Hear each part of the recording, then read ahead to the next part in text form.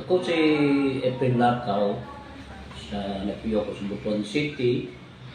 Then, ang pagdiram na ako, almost 68, this coming December. Na ay nag-introduce sa ako, na usasam na ko kami, bahin aning na ako'y problema lagi sa akong arthritis. Kining arthritis na ako, magsige na siya o tukar o mapil na ko every weekend. So ako, adun na ko yung negosyo, manon na problema ko, kaya na ko yung negosyo sa school canteen. So sa'yo ko nga mo bangon, pero usahay, dili ko katinda, tungod ani akong arthritis. Nagpasalamat ko nga nakita ni sa isa na ko ka amigo nga nag-introduce sa akong bahin aning Playwan. So, iya kong gipatagan ng isa nga sample, pero medyo bitin man. Mo nga akong isulayan pagkuha sa isa ka box. So, kantong March 30, akong isulayan kining Playwan. Okay.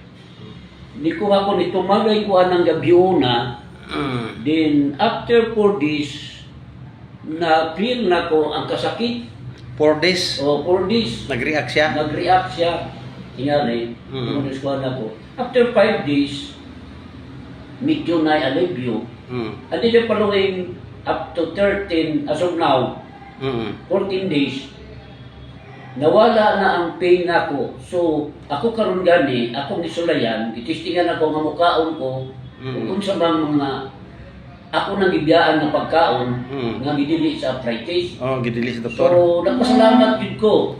So, kadtong na mga arthritis yun, ari na mo diri sa among headquarters, opisina, na naadiri karon sa Montilla Boulevard, second floor. Kaya niya diri ang mga ako mga kauban karon. So, alin na mo, ayaw dugay. Thank you, sir. Thank you, Sir Efren from Butuan City. From arthritis ang iyang gibati sa karon.